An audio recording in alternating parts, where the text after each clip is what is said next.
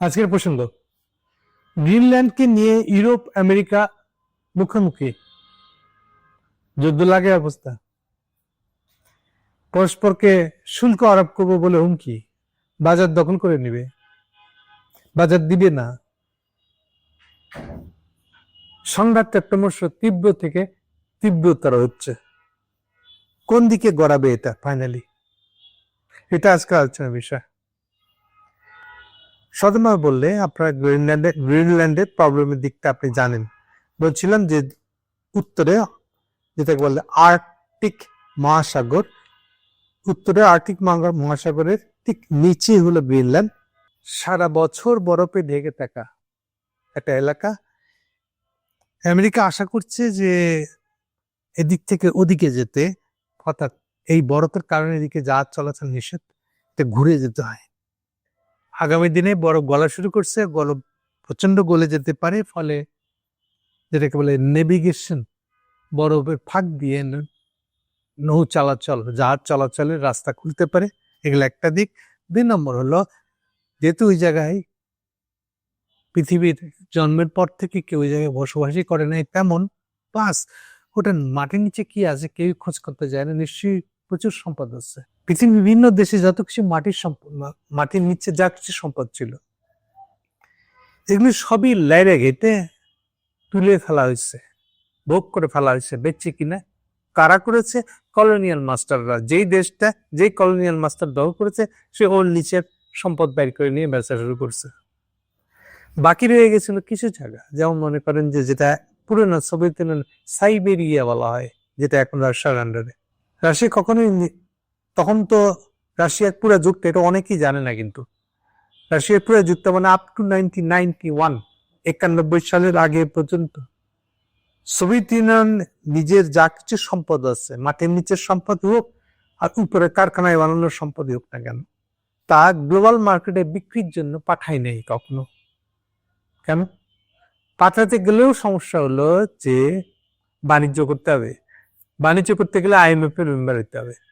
তারা তো IMF এর মেম্বার ছিল না। এমনকি সোভিয়েত ব্লক বলতে যাদেরকে বুঝাইতো, আমেরিকা ব্লকের পাল্টা কমিউনিস্ট ব্লক, সোভিয়েত ব্লক, এরকম শব্দগুলো যে আমরা বলতাম, এই কমিউনিস্ট দেশগুলোর ভিতরেও কোনো বাণিজ্য ছিল না।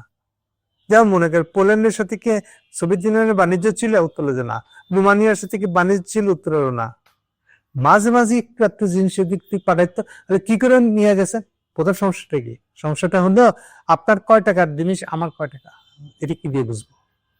তা আপনার যে বাংলাদেশি টাকায় কয় টাকা শার্ট পাওয়া যাবে, ডলারে বাংলাদেশের কয়টা শার্ট পাওয়া যাবে, এই টাইপের সমস্যা হয় আসলে। তাহলে আপনি আমার দেশ থেকে যা কিনতে চাইবেন সেটার দাম কত হবে, এটা আন্দাজ করে নিতে হবে। এটিকে এবারে বার্টার টাটার হ্যান্ডটান বলে একটা শব্দ ইউজ করে, বার্টার, BARTER, এটা আমরা একটা শব্দ ব্যবহার করে চালানোর চেষ্টা করি, যদি কথাটা কোনো অর্থ হয় না। এটা হলো অনেকটা এরকম আর কি, যে যখন মুদ্রা আবিষ্কার হয় নাই তখন কি মানুষ লেনদেন করতো না? আচ্ছা ঠিক আছে, তোমাকে একটা মুরগি নিবো আমি, হ্যাঁ, তা তোমরা কয় কেজি চালতে বলো দেখি, এটা আন্দাজ করে দিলে আর কি। তো এটা করে বার্টার নাম দিয়ে চালাতো। সার কথাটা হলো যে সোভিয়েত ইউনিয়নের আমলে, হোল্ডারের আমলে সোভিয়েতের ব্লক রাষ্ট্রগুলো যারা যারা ছিল, তাদের নিজেদের মধ্যেও কোনো বাণিজ্য ছিল না। কারণ স্ট্যালিনের যে সমাজতন্ত্র, কার্ল মার্ক্সের না, স্ট্যালিনের যে সমাজতন্ত্র বোধ, এমনকি লেইলেরও না, স্ট্যালিনের সমাজতন্ত্র বোধ যেটা, তার ভিতরে এটা ধরে নেওয়া হয়েছে যে কোন রাষ্ট্রের আরেক রাষ্ট্রের সঙ্গে বাণিজ্য করার দরকার নাই। ফলে ওটা এটা আবার চিন্তা করলে তাহলে যেই সমাজতন্ত্র সাজাইছে, যে ইকোনমি সাজাইছে, ওটার ভিতরে এটা ফিট করবে কেমনি, এসব ঝামেলা আছে। ফলে এই আইডিয়াগুলা সোভিয়েত ব্লক বা কমিউনিস্টদের মধ্যে, ব্যক্তি কমিউনিস্টদের মধ্যেও বাণিজ্য ধারণাটাই ডেভেলপ করে নাই বলতে গেলে না, আসলে তা এখনো নাই। এখনো তারা বাণিজ্যটা খারাপ না ভালো এই সম্পর্কে সিদ্ধান্ত পারে নাই। এটা কি 10টা জিনিস? বাণিজ্য মানে ব্যবসা মানে প্রফিট করবেন আপনি, প্রফিট তো হারাম। কমিউনিস্ট বুদ্ধি অনুযায়ী প্রফিট তো হারাম, পুঁজি হারাম। ও তো ওই জায়গায় বসে আছে, সেখান থেকে আপনি বাণিজ্য করবেন আন্তরাষ্ট্রীয়, এর চেয়ে খারাপ পুঁজিবাদী পচাগলা জিনিস তার হতে পারে না। শোষণ, এর বিরুদ্ধে শোষণ হবে। এই ছিল কমিউনিস্টের আইডিয়া, ছিল না, এখনো যারা নিজেদেরকে কমিউনিস্ট দাবি করে তাদেরও আইডিয়া এখন এরকম।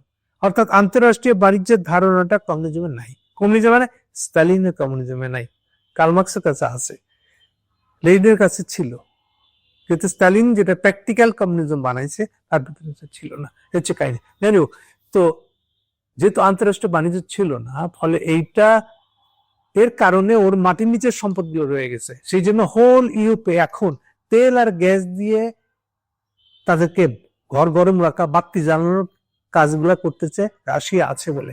পুতিনের রাশিয়া আছে বলে ইউরোপের ঘরে ঘরে বাতি জ্বালে, ঘর গরম থাকে। কারণ বাকি সব পশ্চিম ইউরোপীয় দেশগুলা যার যার মাটির নিচে তেল গ্যাস ছিল সব পুরাই শেষ করে আনিছে। রাশিয়ারটা রয়ে গেছে, সৌদি আরবটা রয়ে গেছে বললা, এইটা বেচে সে পয়সা কামায়, নিজে উৎপাদন করে কিছু করে না। আসলে এটা আবার নেগেটিভ দিক।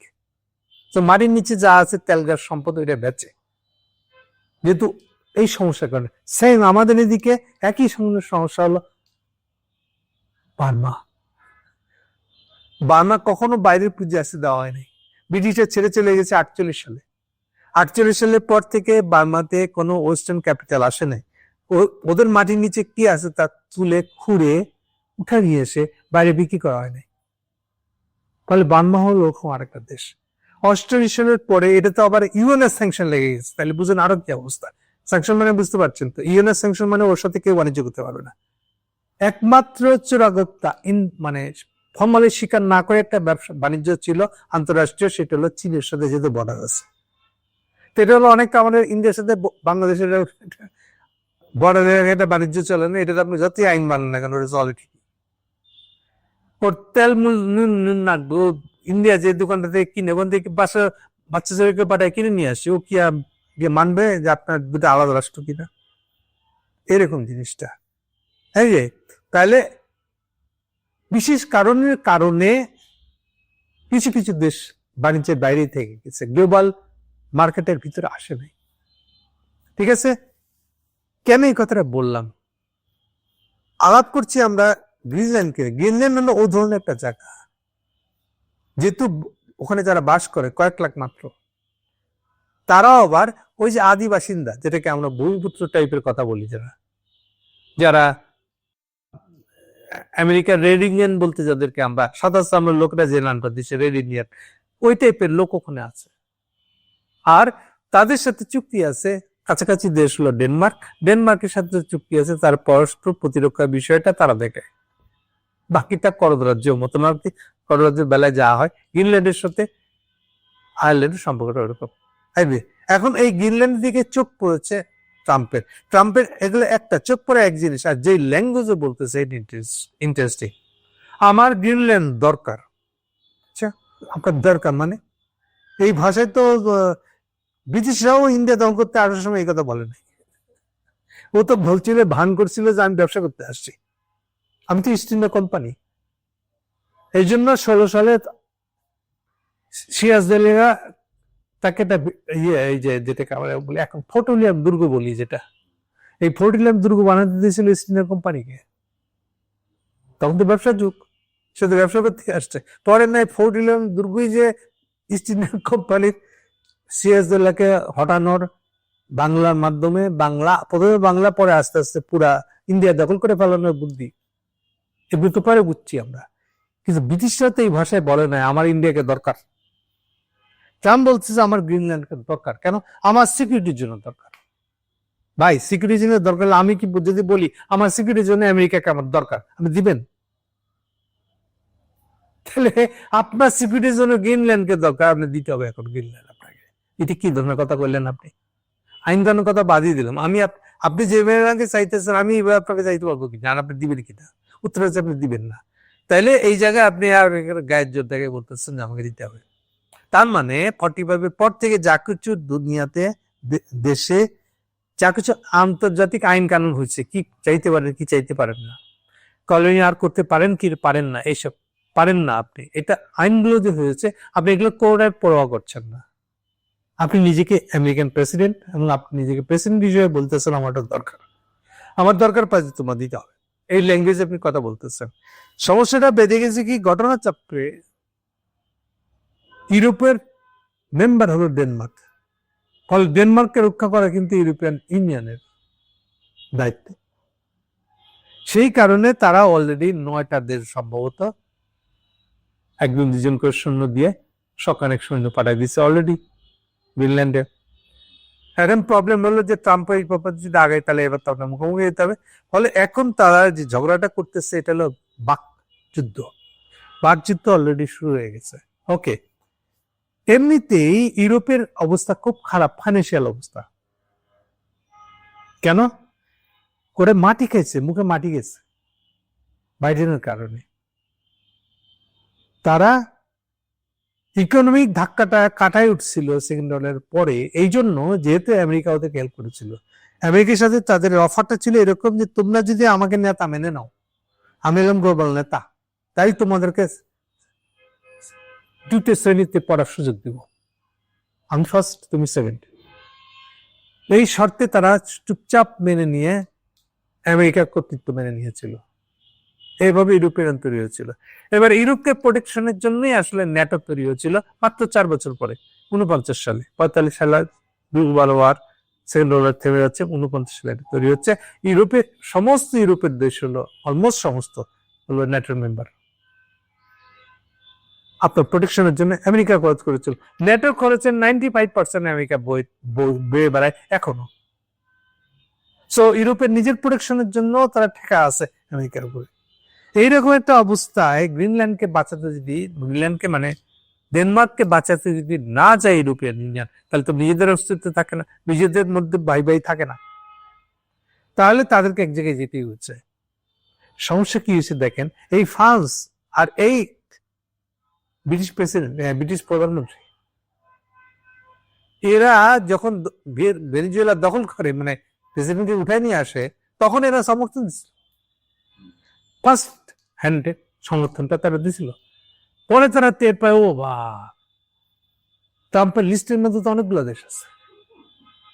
এইবার সে বিপদ বুঝতে পারে, আর থুক্কু দিয়ে না না না না না গ্রিনল্যান্ডের বেড়াতে এটা করতে হবে না, তো তুমি ভেনেজুয়েলার বেলা করতে পারো বলে রায় দিয়েছিলে কেন? কারণ ভেনেজুয়েলার পরে সে বলছে এবার কলম্বো দখল করবো একইভাবে, কিউবা দখল করবো একইভাবে। বুঝছেন, ওগুলো তো ল্যাটিন আমেরিকার দেশ হচ্ছে, ঠিক আছে, ইউরোপের বাইরে। আচ্ছা, ওটা দেখা যাবে। ওরা গেছিল যে যদি এটার ভিতর দিয়ে বড় ভাই কিছু সত্যি ব্যবসা আমাদেরকে দেয়, সুবিধা আমাদেরকে দেয়, কিন্তু খাবে না, আমাদের ব্যবসা খুব খারাপ। ওকে, যেটা বলতেছিলাম, বাইডেনরা বললে তারা যে মাটি খাওয়ার কাজটা করছে, অ্যাকচুয়ালি তাদের দরকার ছিল চীনা নীতিতে গ্লোবাল ক্যাপিটালিজমটা বেড়ে উঠতেছে, নতুন নতুন টেকনোলজি আসতেছে, তার জন্য এখনকার সবচেয়ে বড় টেকনোলজি হলো ইলেকট্রিকে চলা, বিদ্যুতের চলা যানবাহন, যা কার বা যে কোনো যানবাহন এক কথায়। সো এইটার ক্ষেত্রে যে নতুন গাড়িগুলো বানাচ্ছে, তার টেকনোলজি সাপ্লায়ার হিসেবে, তার এক ধরনের টেকনোলজি সাপ্লাই হিসেবে জার্মানি আসতে পারে কিনা, সেই হিসাবে জার্মানির সাথে চুক্তি হয়েছিল।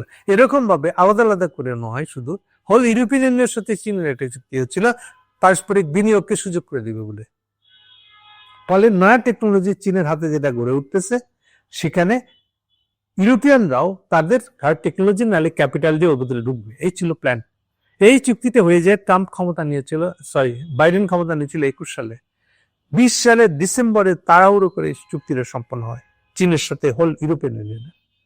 কিন্তু বাইডেন এসে 20 দিনের মাথায় পুরা জিনিসটা উল্টে দেয়। বাইডেনকে কান পড়া দেয় যে দেখো, চীন আসতেছে, যদি চীন এরকম ভাবে আসতে থাকে, তাহলে তো যেদিন থেকে কলোনিয়াল শাসন শুরু হয়েছে 1600 সাল থেকে, সেদিন থেকে আমরা দুনিয়া শাসন করতেছি এখনো পর্যন্ত। চীন যদি জিতে যায় তাহলে সাদা শাসন শেষ দুনিয়া থেকে। তাহলে বুঝে দেখো, এটা লাস্ট চান্স। ইউক্রেনের যুদ্ধে আমরা পার্টিসিপেট করবো, ভান করবো যুদ্ধটা হলো ইউক্রেনের সাথে রাশিয়ার, আর এইটার ফাঁক দিয়ে আমি রাশিয়াকে পরাজিত করবো, আর যুদ্ধটা যদি লাগাই দিতে পারি আর চীনকে যদি ঢুকা ফেলতে পারি, তাহলে তো হয়েছে কাজ। এবার আমরা যদি জিতে যাই, তাহলে অন্তত আরো 40-50 বছর সাদা শাসন দুনিয়া টিকে যাবে। তোমরা কি এটা করবা না? চীনের কাছে বিনিয়োগ করতে যাইতেছ। সাদা শাসনের সুবিধা হতে তারা রাজি হয়ে গেছে। তারা তৎক্ষণাৎ চীনের সাথে ওই চুক্তি ফালা রাখছে, সিদ্ধান্ত নিয়েছে, এটা স্থগিত থাকলো। এই চুক্তি 3 বছর ট্রাম্পের আমল, বাইডেনের আমল শেষ হওয়ার পরে আবার গেছে শেষের দিকে, চীনের কাছে গেছে। চীন বলছেন না, ডোর ক্লোজ, ওই আমি আর নাই। ফলে এইটিকে আমি বলছি মুখে মাটি যাওয়া, নিজের কালে নিজে চর মারছে। ফলে যতটুকু কম সাহায্য দিয়েছে আর ইউক্রেন, বড় সাহায্যটা বাইডেন দিছে। প্রতি বছর 600 বিলিয়ন থেকে 1 ট্রিলিয়ন পর্যন্ত খরচ হচ্ছে যুদ্ধ খরচ। যুদ্ধ হচ্ছে এমন একটা জিনিস যেটা যে কোনো মাতবর দেশকে দিলে বানাইতে পারে। প্রমাণ হলে দেখেন, ইংল্যান্ড যে হাঁটতো না যদি সেকেন্ড ওয়ার্ল্ড, ফার্স্ট ওয়ার্ল্ড পর আবার সেকেন্ড ওয়ার্ল্ড না হইতো, সেকেন্ড ওয়ার্ল্ড হওয়ার থেকে সে দেইলি হয়ে গেছে, ততই সে চীনের আমেরিকানদের ব্যাংক থেকে টাকা ধার নিয়ে টিকে আছে। এবং এইটাই তার, এর আগে ছিল তার সূর্য কখনো ডুবে না সেই দেশ। আর তারাই তখন রুজভেল্টের হাতে পায়ে ধরে, ভাই হিটলারের হাতে মাইর খাওয়ার থেকে আমাকে বাঁচাও, যুদ্ধে বাঁচাও।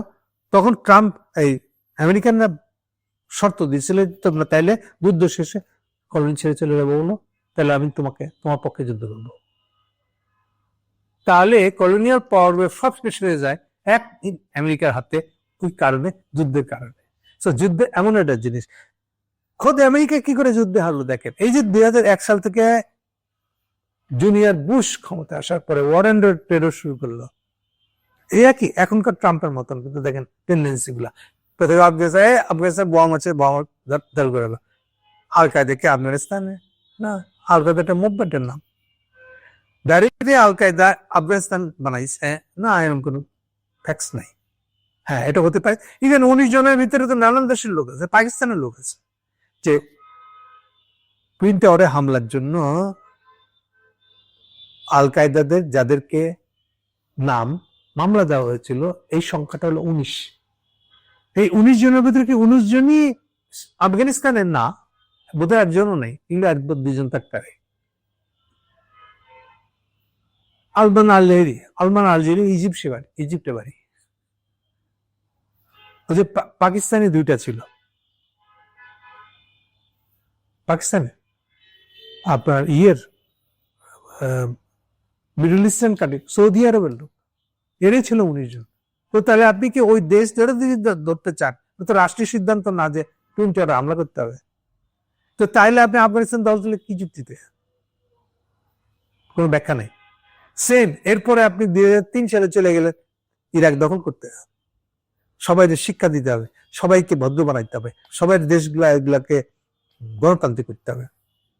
তা আপনি গ্লোবাল রাজা হয়ে এগুলো শুরু করলেন। ফলে কি হলো, 6 সালের মধ্যে আপনি টের পেয়ে গেলেন যে আপনারা এমন একটা যুদ্ধে জড়াই গেছেন, এই যুদ্ধ থেকে বেরোনোর এর আর কোনো পথ নাই। এখন খালি যুদ্ধের টাকা ঢালতেই থাকবেন, আর এই যুদ্ধ নেভার এন্ডিং হয়ে গেছে একটা, বেরোতেও পারবেন না, কন্টিনিউ করতে পারবেন না।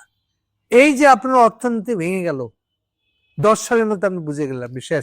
10 সাল তো পরে কথা, 7 সাল শেষে 8 সালের দিকে গ্লোবাল মহামন্দা শুরু হলো, যেটা 1930 সালের মন্দা চেয়েও ভয়াবহ বলা হচ্ছে।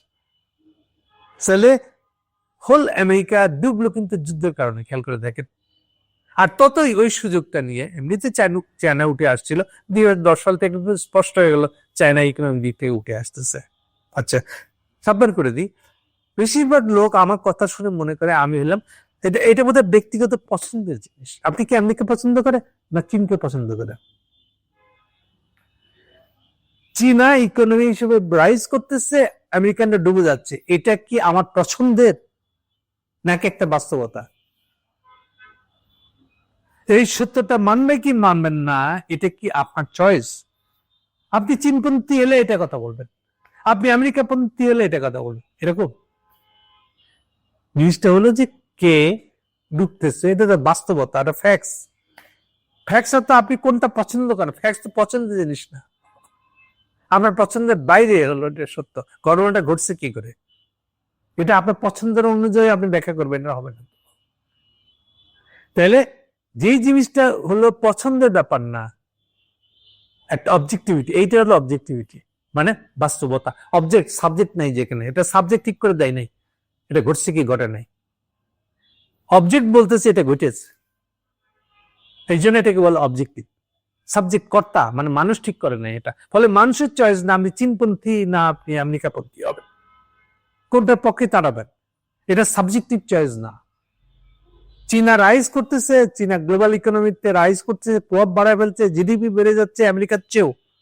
এটা কি সত্য না সত্য না? এই প্রশ্নটা আপনি চীনপন্থী না আপনি আমেরিকা পন্থী তার উপর নির্ভর করে না। কিন্তু এরপরেও বলার চেষ্টা করছে আরে না, আমেরিকার দিন কি এত তাড়াতাড়ি শেষ হয়? এটা তো আপনি এই ব্যাখ্যা, এটা তো আপনি ব্যাখ্যা দিলেন। ব্যাখ্যার ফ্যাক্টস তো এক না। ফ্যাক্টস বলতেছে যে চাইনিজরা গ্লোবাল ইকোনমিতে রাইজ করতেছে। ইভেন সম্প্রতি যে রিপোর্টটা বেরিয়েছে গত এক বছরে 20% রাইজ করছে এটা, কারণ ট্রাম্পের এই পাগলামি সিদ্ধান্তের কারণে। এই এক বছরটা ওইটা দিয়ে মাপছে। এটা কিন্তু ট্রাম্পেরও এক বছর। এই যে আজকে 20 তারিখ, এক বছর কিন্তু হয়ে গেল, এক বছর একদিন আজকে 20শে জানুয়ারি শপথ নিয়েছিল সে। ট্রাম্পের শাসনের এক বছর হয়ে গেল কিন্তু। এই জন্য এক বছর দিয়ে বহুজন রিপোর্ট করেছে। ইউরোপের বেশিরভাগ সিএস পত্রিকাগুলা রিপোর্ট করেছে এক বছর নিয়ে। ওকে, তাহলে এটা আপনার ইচ্ছা ব্যাপার না যে আমেরিকা পড়ে যাচ্ছে, চায়না রাইজ করছে, এটাকে আপনি স্বীকার করবেন না করবেন না, এটা আপনার ইচ্ছের ব্যাপার না। আর এটা নিয়ে যারা স্ট্যাটিস্টিক্যাল ফিগার গুলো দিচ্ছে, কম্পেয়ার করতেছে, তারাও কোনো পক্ষের লোক না।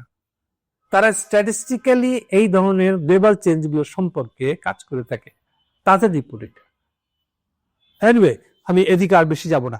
তাহলে দাঁড়াচ্ছে হলো যেটা, এই যে ইউরোপ ধরাটা খাইছে, একদিকে ইউক্রেনের যুদ্ধ মেতে নাই, ইউক্রেনের যুদ্ধ মিটাইতে পারতো ইউরোপের ইজ্জত, নেতাদের ইজ্জত বজায় রেখে ট্রাম্প, সেইটা নিয়ে একটা দ্বন্দ্ব রয়ে গেছিল। ট্রাম্প বারে বারে বলতেছিল তোমরা আমার টাকা নষ্ট করছো ইউক্রেনে, তোমাদের কি এখন কি হলো এটা আমার দেখার ব্যাপার না। আমি যেমনি পারি রাশিয়ার সঙ্গে চুক্তি করে এই যুদ্ধ যেন না বাড়ে, এই যুদ্ধের জন্য আবার আমাকে টাকা দিতে না হয়, আমার হচ্ছে এটা পজিশন। সেই জন্য আমি যদি পুতিনের সাথে রফা করতে পারি আমি তাই করবো, তোমার বিরুদ্ধে যদি যায় আমি তাই করবো। এই হচ্ছে পুতিন ট্রাম্পের পজিশন। তাহলে এই একটা গ্যাঞ্জাম ছিল আগে থাকতে, এরই ভিতরে গ্রিনল্যান্ড নতুন গ্যাঞ্জাম হিসেবে আসলো। তাহলে এবার আপনি কি এখন কি করবেন? এখন বললো গ্রিনল্যান্ডের পক্ষে যদি না দাঁড়ান তাহলে আপনার ইউরোপিয়ান ইউনিয়ন থাকে না, কারণ আপনি ইউরোপিয়ান ইউনিয়ন বানাইছেনই যে একজন আরেকজন রক্ষা করবেন এই কথা বললে, প্লাস ন্যাটো তো সেইটা বলা আছে। ওকে, তার মানে এখন দাঁড়াচ্ছে যে ট্রাম্পের সঙ্গে তেল মেরে হুজুর আমার এই ছোট ভাগটা দিয়েন, এইটা বলে কোনো সম্পর্ক করার সুযোগ নেই। সো দিন কি দিন এই দিক থেকে বিষয়টা হলো কনফ্রন্টেশনাল। যেদিকে গড়াচ্ছে সেটা হলো কনফ্রন্টেশন। আপনি চান বা না চান, ইউরোপ ভার্সেস আমেরিকা, ট্রাম্পের আমেরিকা বনাম এখনকার ইউরোপ ডাইরেক্ট কনফ্লিক্টে জড়ে যাচ্ছে এবং এটা ক্রমশ বাড়ছে। ওকে, আরেকটা বড় ট্রেন্ডের কথা বলি, এটা মারাত্মকতা। প্রথম দিকে যখন ভেনেজুয়েলা দখল করেছে, মানে প্রেসিডেন্টকে উঠায় নিয়ে আসছে সস্ত্রী, তখন ট্রাম্প বলার চেষ্টা করছে কিসের আন্তর্জাতিক, আই ডোন্ট নিড এনি আন্তর্জাতিক ল, আমার বিবেক থাকলেই হবে। না, ওই জায়গায় থাকতে পারেন নাই, মানে বোঝা যাচ্ছে এই সম্পর্কে প্ল্যানিং আগে ছিল না। ওকে, পরে হয়েছে, পরে হওয়ার পরে এখন বলতেছে যেটা করতেছে অ্যাকচুয়ালি বলা ভালো, সে ইদানিং একটা বোর্ড অফ পিস, যারা শান্তি চায় তাদের একটা বোর্ড, অর্থাৎ ইন্টারন্যাশনাল একটা জোট করতে যাচ্ছে। অর্থাৎ অ্যাকচুয়ালি আগে বলে নেই, সে কিন্তু ইউএনের 32টা ইন্টারন্যাশনাল আরো 33টা অর্গানাইজেশন থেকে আমেরিকাকে উদ্যোগ করে নিচ্ছে, ইউএনেরই 32টা অর্গানাইজেশন থেকে। মানে সে গ্লোবাল আইন কানুন নিয়ম জাতিসংঘকে কেন্দ্র করে 45 সাল থেকে যা শুরু হয়েছে সেখান থেকে নিজেকে উদ্যোগ করে নিচ্ছে। অর্থাৎ আমার কোনো গ্লোবাল নিয়ম কানুনের দরকার নাই, কেন গ্লোবাল নিয়ম কানুনগুলো তো ওর এই ভেনেজুয়েলা দখল আরো যা দখল করতে যাচ্ছে বা গ্রিনল্যান্ড দখল করে আমার দরকার, এটা এগুলোর বিরুদ্ধে তো আসলে।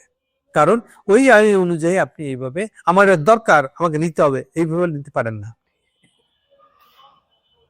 আপনাকে পাগল বললে ছাড় দিবে না, কিন্তু আপনাকে বিরুদ্ধে রেজলিউশন হবে, যদি কেউ আপনার বিরুদ্ধে যায় তাকে নিন্দা করবে না।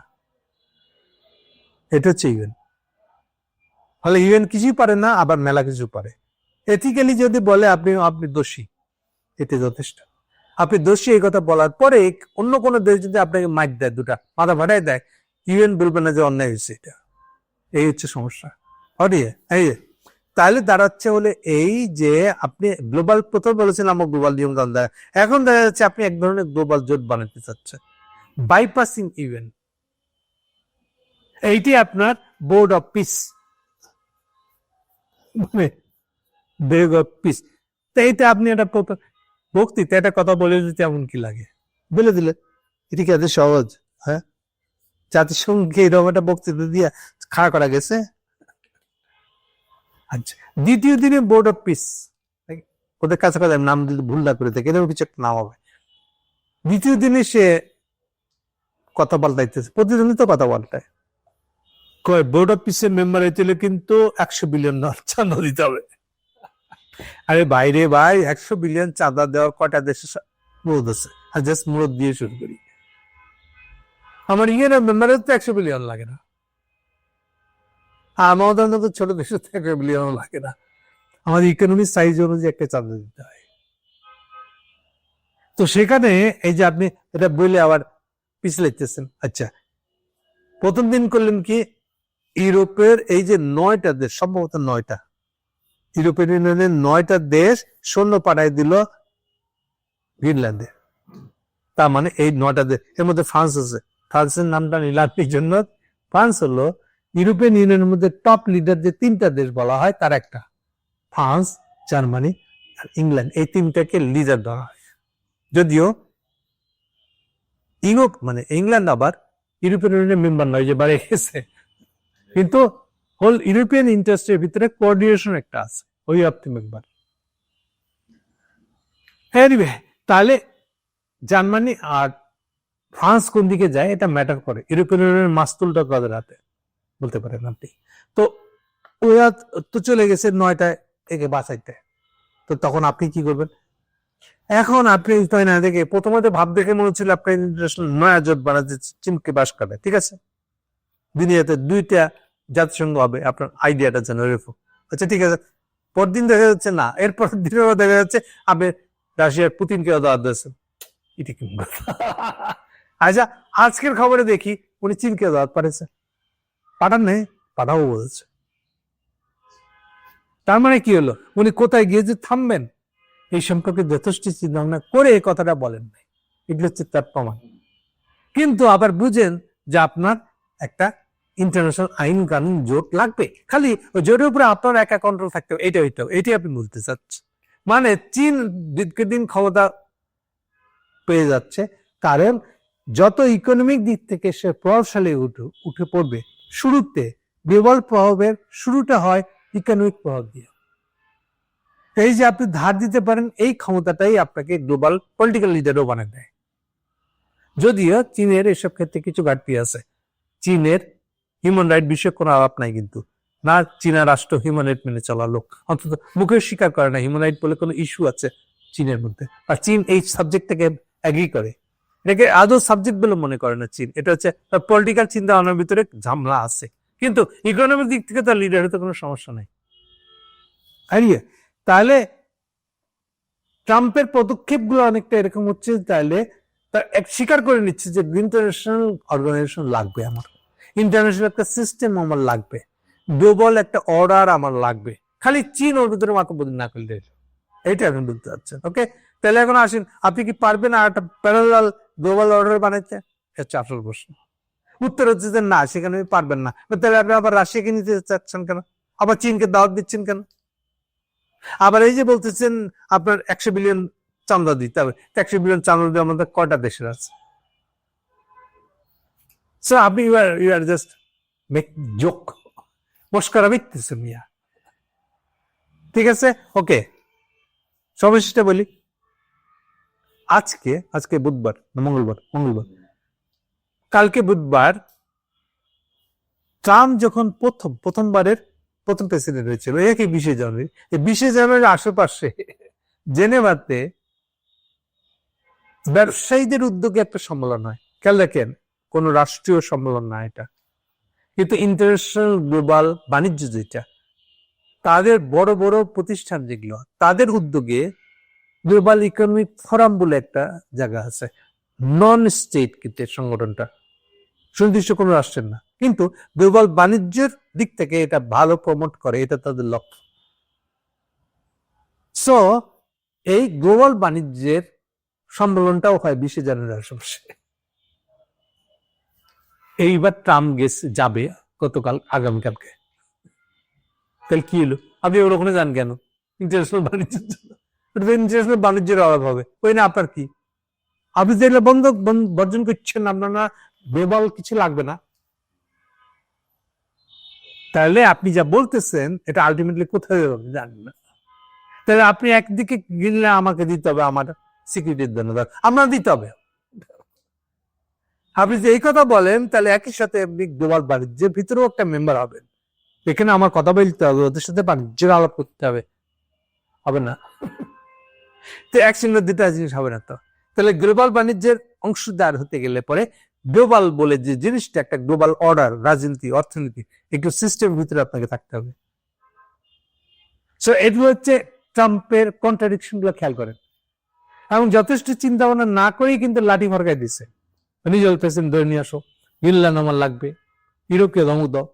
এরপরে অলরেডি ডিক্লেয়ার করছে ইউরোপের যারা যারা ওইখানে সন্ধ্যা বাড়ে জানা 9টা দেশ, ওদেরকে কিন্তু আমি এখন শুল্ক ধরবো আলাদা 25%, কখনো বলে 50%। পাল্টা এবার একটা হুমকি দিচ্ছে ইউরোপিয়ান ইউনিয়ন, যদি তাই হয় তাহলে আমাদের হাতে প্রায় কত বললো 13 বিলিয়ন ডলারের বিজনেস আছে আমেরিকার মতন দেশে, ওটার উপরে তাহলে কিন্তু আমরা ট্যাক্স ধরবো। তার মানে আপনি ইউরোপিয়ান ইউনিয়নের সাথে একই কথা, আসলে গ্লোবাল অর্ডার কোন একটা নিয়ম কানুন আপনার থাকতে হবে। আর এই গ্লোবাল অর্ডার বানানো হয়েছিল 1945 সালে আমেরিকার নেতৃত্বে। কি কি কারণে, কি কি কি কি প্রতিষ্ঠান দিয়ে, একটা প্রতিষ্ঠান হলো জাতিসংঘ 1945। আর গ্লোবাল বাণিজ্যের জন্য, গ্লোবাল ইকোনমির জন্য আরেকটা সবচেয়ে ইম্পর্টেন্ট প্রতিষ্ঠান ছিল আইএমএফ। আইএমএফ ঠিক করে গ্লোবাল বাণিজ্যে মুদ্রার মান কি হবে, ইকুইভ্যালেন্ট কি হবে, এই জিনিসগুলো প্রতিদিন ঠিক করে দেয় আইএমএফ। এখনো বাংলাদেশের ডলারের রেট কত হবে এটা আইএমএফ ঠিক করে দেয় প্রতিদিন সকালে, এবং এটা ইন্ডিপেন্ডেন্টলি টেকনিক্যাল কাজ হিসেবে করে, কোনো দেশকে সুবিধা পাওয়ার জন্য করে না কিন্তু। তো এখন বাট এটা definitely dollar dominated market, definitely কোন সন্দেহ নেই। যেইটা এখন ভাঙতেছে চাইনা ইউয়ান জায়গা দখল করার চেষ্টা করতেছে, এই সংঘাতটা একটা পড়তি একটা উঠতি এই টেন্ডেন্সিটা আছে, এটাও সত্য। কিন্তু এরই ভিতরে এখনো আইএমএফ ডলার বেসড একটা গ্লোবাল সিস্টেম, ডেফিনেটলি এটা বলতেই পারেন আপনি, যেটা ভেঙে যাওয়ার অপেক্ষায় আছে, আবার এটাও সত্য। এই জন্যই বলেছিলাম একটা কোনো আলোচনার সময় যে ব্রিক্স, চাইনিজদের যে ব্রিক্স, চাইনিজদের নেতৃত্ব BRICS, এটা হচ্ছে আগামী দিনের আইএমএফ হবে। নাম আইএমএফ রাখবে কিনা আমরা জানি না। চীনা যদি গ্লোবাল লিডার হয়ে যায় তাহলে ব্রিক্স প্রস্তুতিমূলক কাজগুলো করে রাখছে, তাদের আইএমএফটা কেমন হবে, ইউয়ান ডমিনেটেড আইএমএফ কেমন হবে, সেই প্রস্তুতিটা ব্রিক্স নিয়ে রাখছে। বাংলাদেশের কাছে যে অফার আছে অলরেডি, চীনারা এখন থেকে আর যে ব্রিক্সের মেম্বার না তাকে কম সুবিধা দিবে, অর্থাৎ বাংলাদেশকে দ্রুত এখন ব্রিক্সের মেম্বার হয়ে যেতে হবে সুবিধা পাওয়ার জন্য, চীনা অর্থনৈতিক সুবিধা যদি তাকে পেতে হয়। তাহলে এক কথায় বললে ট্রাম্পের জন্য সবচেয়ে বড় নেগেটিভ পয়েন্ট, অ্যান্টি ট্রাম্প যেটা, সেটা হচ্ছে সে নিজেই একটা গ্লোবাল অর্ডার ভেঙে ফেলতে চাচ্ছে, অথচ প্রথম দিকে দাবি করতেছে তার গ্লোবাল অর্ডার দরকারই নেই। আর কয়েক সপ্তাহের মধ্যে, কয়েক না 1 বা 2 সপ্তাহের ভিতরে সে বুঝতেছে ভুল করে আলিচ্ছে। এখন আবার বলতেছে, যা বলতেছে তার সার কথাটা দাঁড়াচ্ছে, ইঙ্গিতটা হলো যে সে আরেকটা গ্লোবাল অর্ডার চাচ্ছে ঠিকই, একটা গ্লোবাল অর্ডার সে চাচ্ছে ঠিকই, কিন্তু এটা নিজের কন্ট্রোলে থাকতে হবে। এখন এইটা কি আপনার মাওয়ারে আবদার যে গ্লোবাল অর্ডারটা যেন আমার কন্ট্রোলে থাকে? না, তাহলে এটা কার উপর নির্ভর করে? এটা নির্ভর করছে গ্লোবাল ইকোনমিতে কার প্রভাব কেমন। এখন এই ঠিক গ্লোবাল অর্ডারের মধ্যে আপনি আমেরিকা ক্রমশ ডুবে যাচ্ছে। আপনি এত সারপ্লাস তৈরি করা একটা ইকোনমি না, উল্টা আপনি 38 ট্রিলিয়ন ডলারের বাজেট থেকে ধার করা রাষ্ট্র। সারপ্লাসের মানে হলো আপনি তো ধারে তো নাই, আপনার সম্পদ বাড়ছে তো বাড়ছে, এমন রাইজিং অ্যাকুমুলেট করছেন আপনি একটা সারপ্লাস, এমন কান্ট্রি আপনি। এইবার কম্পেয়ার করেন দুইটার মধ্যে, তাহলে যেহেতু আপনি একটা হাড়ু পার্টি, আপনি তো উল্টা ধার দেনা করে চলতেছেন পার্টি, তাহলে আপনি গ্লোবাল ইকোনমির উপর আপনার প্রভাব কি? আপনি বাংলাদেশে দেখেন না আমেরিকানদের রাষ্ট্রীয় বিনিয়োগ কতটা, সরকারি বিনিয়োগ উত্তর হচ্ছে নাই। ইভেন সবশেষে আপনাদের যে ছিল যেটাকে বলে ইউএসএইড, ইউএস এইড দিয়ে যতটুকু এইড দিয়েও প্রভাব বিস্তার করে থাকতেছিলেন বছরে 600 থেকে হয়তো ভালো সময়ের ভিতরে 600 মিলিয়ন থেকে 1 বিলিয়ন পর্যন্ত আপনি এটা দিয়ে এনজিও পয়সা খরচ করতেন। সেইটাকে ট্রাম্প এসে কমপ্লিটলি বন্ধ করে রাখছে। ইউএস থেকে ইউএসএইড দিয়ে কোনো ফান্ড দিবে না। এই যে যেমন রোহিঙ্গা থেকে ফান্ড দিত তারা, কমপ্লিটলি বন্ধ করে দিচ্ছে। তাহলে আপনার তো কোনো ইনফ্লুয়েন্স নাই বাংলাদেশে। এগুলোই তো ইনফ্লুয়েন্স, এগুলোই তো প্রভাব। একটা দেশে আরেক দেশের উপর প্রভাব। গ্লোবাল নেতা করতে হয়। গ্লোবাল নেতা মানেই হলো গ্লোবাল খরচ করতে হয় আপনাকে। খরচ করার মূলত দল একটা অর্থনীতির দেশ হইতে হয় আপনাকে। আপনি তো সেটা না। ফলে কি হচ্ছে, আপনি আবার কম্প্রোমাইজ করতেছেন। এখন বোর্ড অফ পিসের মধ্যে কাকে রাখবেন কাকে রাখবেন না, এই হ্যাঁ আর না। আচ্ছা, এই যে আজকে গেলেন আপনি, মানে আগামীকালকে আপনি যাবেন জেনেভাতে, এটা তো আপনার পরাজয়। আপনার মনে রাখতে হবে ট্রাম্প ওয়ান যখন শপথ নেওয়ার দিন ছিল 20শে জানুয়ারি, পরের দিন একইভাবে এই জেনেভাতে মিটিং হয়েছিল, এবং জেনেভার ওই মিটিং এ শি জিনপিং গেছিল এবং জার্মানির চ্যান্সেলর, মহিলা চ্যান্সেলর ছিল তখন। এবং এরা দুজনে তখন একদম পরিষ্কার করে ঘোষণা করছিল যে ট্রাম্পের দ্বারা গ্লোবাল ইকোনমির কোনো লাভ হবে না, উনি বাইরে থাক, আমরা আমাদের মতন গ্লোবাল ইকোনমি চালাবো। আপনি ওই সময়কার কাগজ করে লেখেন, এটা পাবেন। সো ব্যাপারটা দাঁড়াচ্ছে, আপনি তো এখনো মাথা ঠিক হয় না। আপনি কি গ্লোবাল ইকোনমির পক্ষে, আপনি কি একটা গ্লোবাল অর্ডারের পক্ষে থাকবেন? আমি শিওর না। আর আপনি চাইলেও হবে না, এটা তো আপনার কন্ট্রোলে নাই। আপনি তো প্রভাবশালী দেশ না গ্লোবাল ইকোনমিতে, আপনার তো প্রভাব হারাই গেছে। আপনার মিলিটারি পাওয়ার আছে, কিন্তু মিলিটারি পাওয়ার দিয়ে তারা গ্লোবাল ইকোনমিকে আপনি আপনার পক্ষে আনতে পারবেন না, আপনার মাতব্বরি আন্ডারে আনতে পারবেন না।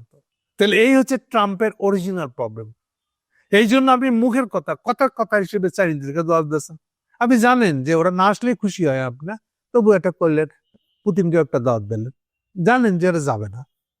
আর এই বোর্ড অফ পিসের ভিতর দিয়ে তো আপনি আবার বানাই দিয়েছেন, আপনি আপনার মতন এই যে গাজাবাসীদের কি হবে ওটা ঠিক করছেন আপনি।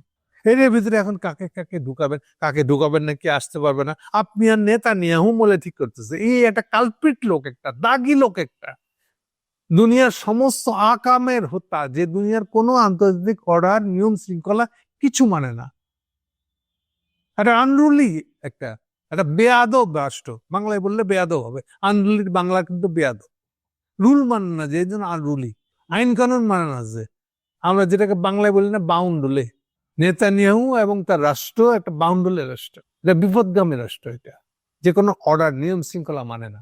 এখন ছে হয়ে গেছে আপনার দোস্ত, আর তারে নিয়ে আপনি এখন গাজায় পিস কমিটি বানাইবেন। এবং আপনারা এই যে বোকা, মানে আমেরিকান দালাল কত দূর দেখেন, খলিশা এদিকে হ দিয়ে দেশে ফিরতে পারে না এখন পর্যন্ত, কিংবা ফিরছে কিনা জানি না। এই খবর ঢাকায় আসা মাত্র আর্মিরা গেছে বিগড়ায়।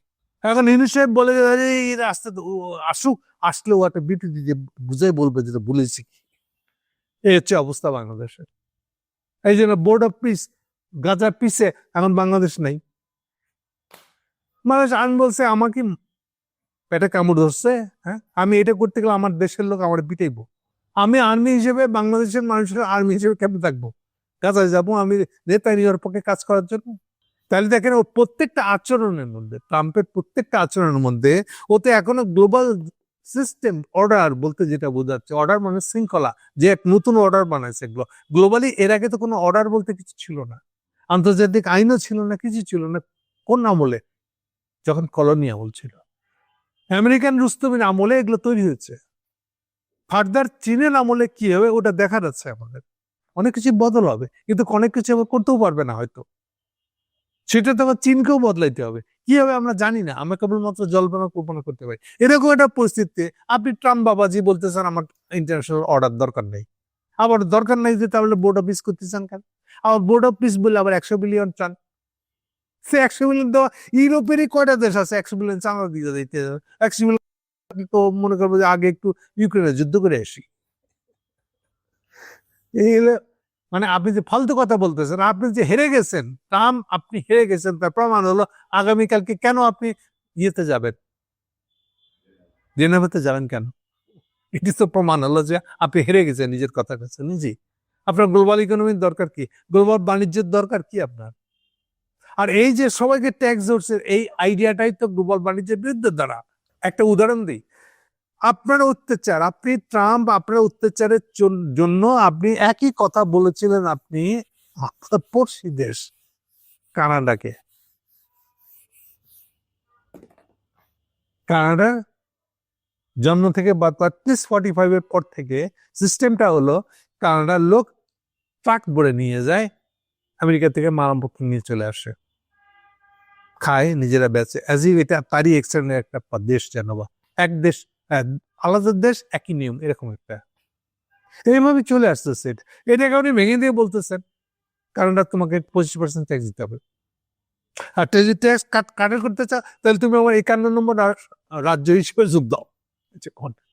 এরকম ইনসাল্টিং কথাবার্তা বলার কোনো মানে আছে? ফলাফল কি হলো? ফাইনালি শেষেরটা বলি, 1 সপ্তাহ আগে যেটা হয়েছে, কানাডা সরাসরি চীনের সাথে সব চুক্তি করে বাড়াইছে বাণিজ্য এক্সচেঞ্জের, এবং বেশিরভাগ চুক্তিতে ট্যাক্স কত কমায় রাখা যায়। এইটা দুজনের মধ্যে এই চুক্তির দেখবেন কোনো কোনো জিনিসের একেবারে জিরো ট্যাক্স। এই সম্পর্কটাই ছিল আমেরিকার সাথে। তার লাভটা কি হলো?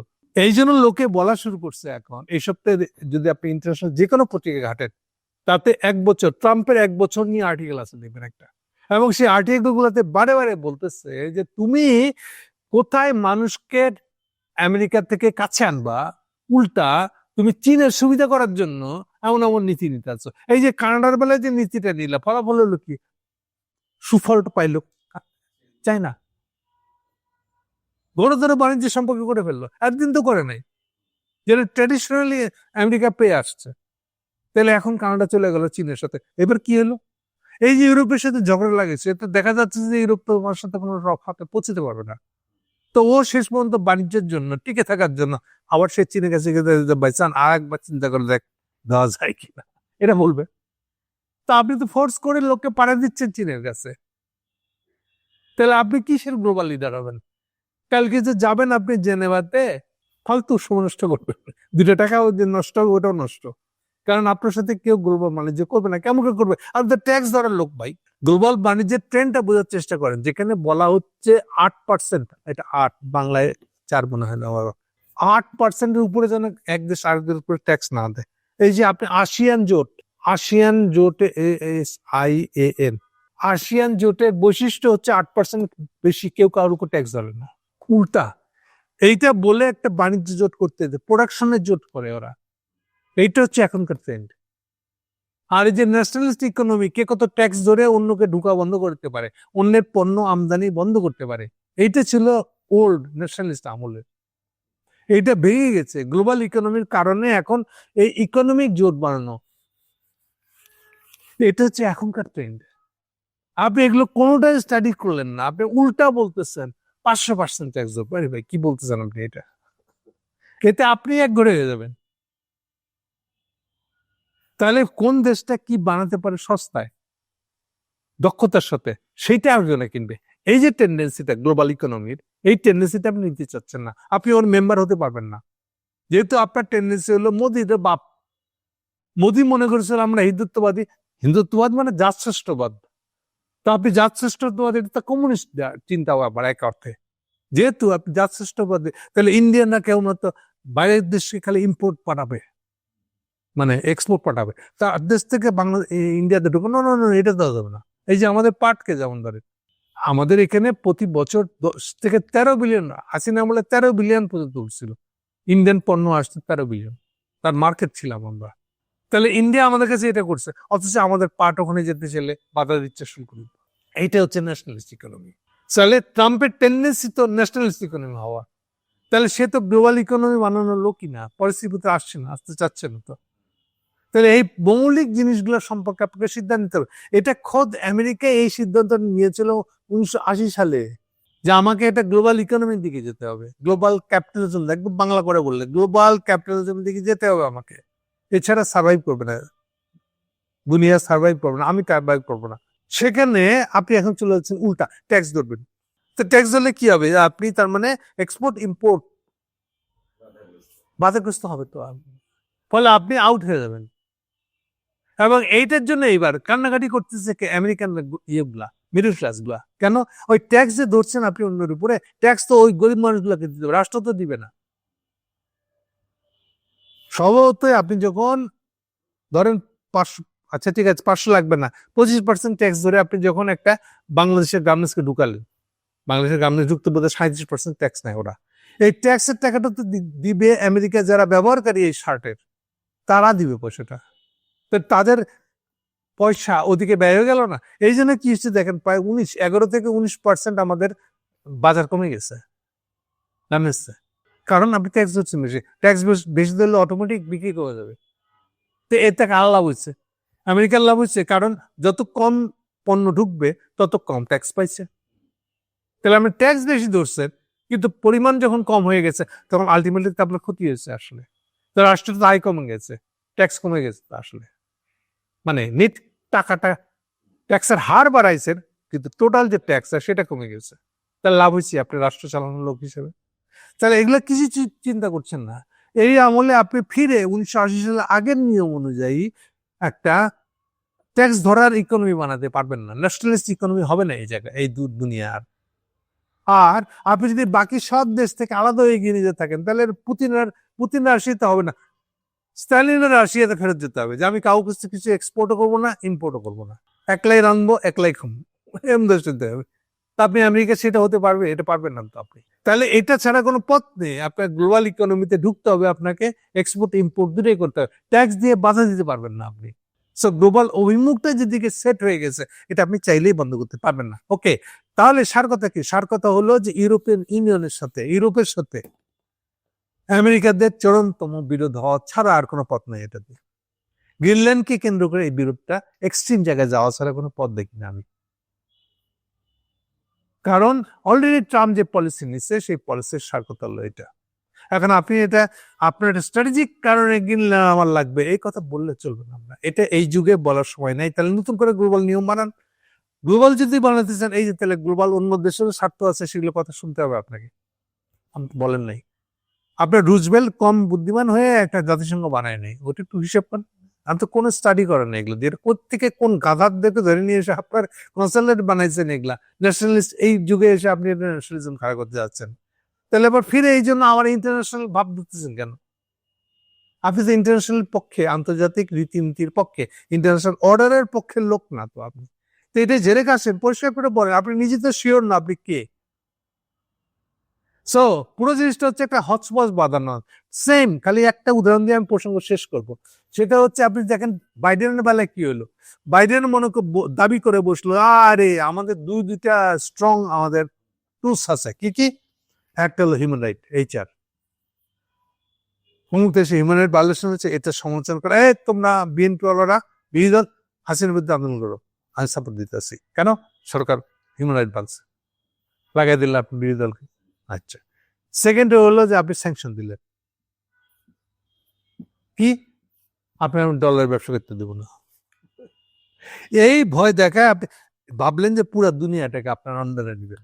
কিন্তু আমি বারে বারে বলছি যে কথা, যে আপনার আমেরিকার গ্লোবাল পাওয়ার সারপ্লাস আপনার দেশে জমছে না। আপনি এমন একটা ইকোনমির দেশ হয়ে গেছেন, ফলে অন্য দেশের উপরে যে প্রভাব রাখবেন, সারপ্লাসের দেশ না হলে প্রভাব রাখতে পারবেন না, শেষ। এখন আপনি ভাবছিলেন যে ওইটা আপনি HR আর স্যাংশনের কথা বলে পারবেন, পারলেন না তো। তাই তিনটা বছর 21, 22, 23 যখন এভাবে কাটছে, আপনি এখন বুঝে গেছেন আপনি হেরে যাচ্ছেন। 24 সালে গিয়ে আবার হাসিনার সাথে অ্যালায়েন্স করছেন, করে 24 সালে হাসিনাকে ইলেকশন করতে দিচ্ছে। তাহলে বাইডেন তো হেরে গেছেন আসলে। আপনি জীবদ্দশায়, আপনি 4 বছরের যে জীবন আপনার প্রেসিডেন্ট লাইফে, 4th ইয়ারে তো আপনি নিজে হার স্বীকার করছেন। দিয়ে আপনি ফেব্রুয়ারি মাসে বলেন না হাসিনার সাথে একসাথে কাজ করবেন। এই পিটার আজকে দিয়ে চিঠি লিখে পাঠাইছেন না, চিঠি লেখা কিন্তু বলে কোথায় কি বলছে এরকম না, চিঠিতে কাগজটা তো লেখাই আছে কি লেখছে, এবং চিঠি লেখা আছে, এটা পিটার হাউসও বরণ করছে, হাসিনা বরণ করছে, ওখানে লেখা আছে যে আমরা হাসিনার সাথে একসাথে কাজ করবো। তাহলে কি হলো? আপনি যদি কাজই করবেন, তাহলে 3 বছর ধরে এই যে স্যাংশন আর HR এর কথা বললে এই বিরোধী আন্দোলন করে আপনার পক্ষে যায় নাই তো জিনিস। হাসিনার আমলে হাসিনার বাংলাদেশ কি চীনের হাত ছাড়ছে? ছাড়তে পারে নাই। তাহলে আপনি যেটা নিয়ে গো ধরছিলেন যে আপনার এই 4 বছরের তাবৎ লক্ষ্য হচ্ছে দেশগুলাকে, বাংলাদেশের মধ্যে দেশগুলাকে চীনের কাছ থেকে সরে আনা, পারছেন? তাহলে কি হলো, আপনারা এমন একটা কিছু নিয়ে মুলামুলি করতেছেন যেটা জয়লাভের কোনো সম্ভাবনা নেই। সেই জায়গায় এখন আসছে ট্রাম্প। ট্রাম্প এসে কি করছে, আর একটা নতুন তার কাছে এখন অস্ত্রের নাম হলো ট্যাক্স ধরা, সবাইকে ট্যাক্স দেয়। একই এই দুটার যে পরিণতি হচ্ছে, এটা তো আরো খারাপ পরিণতি হবে। এই জন্য যেহেতু এটা ইকোনমিতে সমস্যা, ট্যাক্স দিলে পরে আপনি ইকোনমিক রিলেশন খারাপ হয়ে যাবে, আপনার দেশই তো ট্যাক্স পাবেন না। রাষ্ট্র চালানোর জন্য তো ট্যাক্স লাগে। আপনি ট্যাক্স অন্য দেশের উপর ধরলে পরে 200-500 ধরলে এটা সোজা মানে হবে আপনার রাষ্ট্রের রাজস্ব খাতের আয় কমে যাবে। আয় কমে গেলে রাষ্ট্রটা ঠিক মতো চালাইতে পারবে না। ক্লিয়ার? সার কথা হচ্ছে ওই এখন আবার ট্যাক্স ধরে ট্রাম্প আগে যাচ্ছে, এই হলো ফারাক। কিন্তু আপনিও হারবেন বাইডেনের মতো। মাঝখান থেকে দেখবেন এবার একটা জিনিস হবে, এই 2028 সাল পর্যন্ত আয়ু ট্রাম্প গভর্নমেন্টের, এই 2028 সালের মধ্যে চীন ডিক্লেয়ার্ড হয়ে যাবে, ডিক্লেয়ার দেশ হয়ে যাবে যে অলরেডি দুনিয়ার সবার চেয়ে বেশি জিডিপির দেশ হলো চায়না। সো চীনাদের গ্লোবাল নেতা, অন্তত ইকোনমিক নেতা হওয়াটা আপনি নিশ্চিত করে দিতে হবে। এটা হবে পরিণতি। Thank you.